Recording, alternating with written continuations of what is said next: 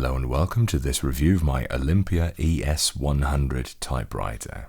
I felt like digging something vintage out of the cupboard that I hadn't covered yet. I got this thing years ago, so long ago that I don't even remember how exactly. I suspect that I got it from the recycling center, definitely not from eBay at least, but in any case, it's high time we take a look at it. Olympia AG was a German manufacturer of typewriters who controlled a massive portion of the market in the 60s, and during World War II they even made Enigma machines, but around the time that this thing came out, which was the early 80s, they had major trouble staying in business, like other companies that were trading in typewriters and hadn't diversified sufficiently, as the advent of more and more accessible computers basically competed typewriters out of their own market. The brand still exists in name, but hasn't produced anything since the 90s. That makes this, the ES 100, one of their last products, and you can still get ribbons and some replacement parts for it actually. They occasionally pop up online and are generally quite cheap, it seems too.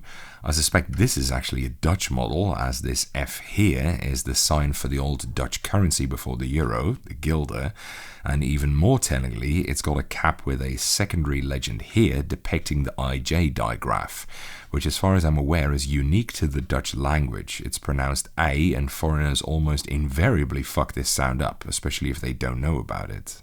The typing head here is what's known as a daisy wheel, where the characters are arranged in a sort of starburst pattern on little petals radiating out from the center, making it look like a flower, and hence the name.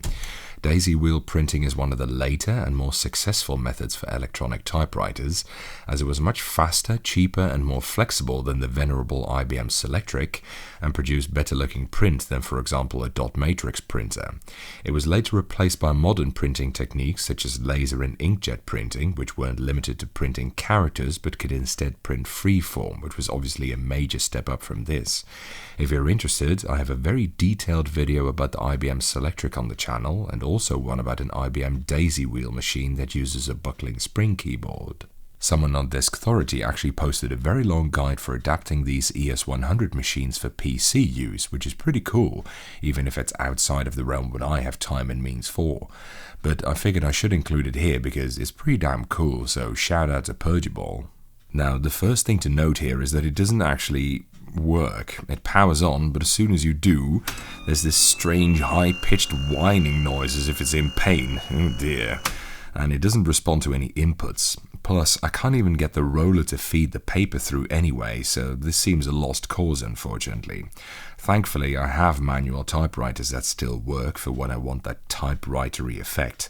Fun fact, I wrote the quotes for my PhD thesis with a typewriter, as I felt it gave them a more personal touch. Starting with the typewriter itself, it is massive, measuring 52 by 43 centimeters, and it weighs just shy of 15 kilos, or in imperial units, 1 fucktillion pounds and 3 ounces. The housing is all plastic, but the thing sits inside a thick metal pan, and especially at the back there's a lot of weight where I guess all the motors and stuff are held. I think even for the time this was not considered a particularly portable model. These old Olympia models are mostly noteworthy to keyboard enthusiasts nowadays because they are the primary and possibly sole source for Marquardt Butterfly switches, which are a rare switch design that's eccentric to the point of whimsicality, and it made number 4 in my video on the top 9 weirdest switch designs of all time. To illustrate its operation, I'll just go ahead and quote myself from that video. The switch is thusly named because of this centerpiece, which is an extremely curious-looking, crumpled-up, partially disconnected 2-flap leaf spring that vaguely resembles a butterfly. Unfortunately for the butterfly, in the switch it's actually impaled on a spike in the middle, as if it were designed by a fucked-up lepidopterist, and the 2 flaps partially immobilize the leaf in such a way that both parts point up, although at different angles, resembling a wonky seesaw or something. Then, one of the flaps hooks into the slider, and when you press it, it kind of does a butterfly wing beat, with the slider part going down and then the other end flipping down from under a hollowed out part in the slider onto a set of contacts, which closes the switch. When you have the switch open, sometimes the seesaw can flip too far in the wrong direction, or the leaf won't get back into the slider, which can make this thing kind of a bugger to reassemble if you forgot what it looked like originally. As it happens, I have a few Marquardt Butterfly switches in pretty good condition, which allows me to benchmark the ones in this thing a little bit. Time and condition, especially dust I suspect, had impacted the smoothness notably. Some switches, especially the spacebar, even hang a bit, and there's a good amount of binding going on, but this thing has seen a somewhat rough life, to be honest.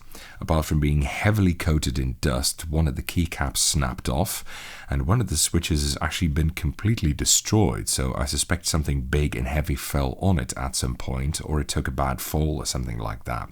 The pristine switches feel much smoother and more pleasant than the ones in this keyboard do, so if you can get this in good condition, I reckon you might like it. The switches are obviously clicky, with a strange tinny noise that betrays its nature as a plate spring based switch. Plate spring sounds are usually a bit divisive, but I like it personally. It has a sharp tactile dip, but the tactility is not at all overdone. It's just right, resulting in a crisp yet not overbearing key feel. Weighting is on the middle to heavy side. I'm going to guess around the 70-gram mark, somewhat similar to Alps switches. Overall, I'd say these switches feel very nice, and though the sound lacks any form of bass, it's still a cool typing sound. Rare though they are generally well liked by those that know them from what I've seen and read. It is also one of the very few clicky switches that inherently have a synchronized click and actuation, as the clicker is also the actuating element. Among the other designs that have this are buckling springs, Razor LK clicky optoelectric, AT&T magnetic separation, and mousetrap switches, and no, Cherry MX Blue is not one of them. So that's pretty cool. Some other variations of the switch exist as well. There are 2 triple module switches on the board here, which are basically 3 switches in one big housing, and some of them interact with each other. For example, the caps lock key here latches down when pressed, and it is released when you press this key below it. On the other side, we have what I'm guessing are the line spacing switches, and they're also controlled by a block of 3.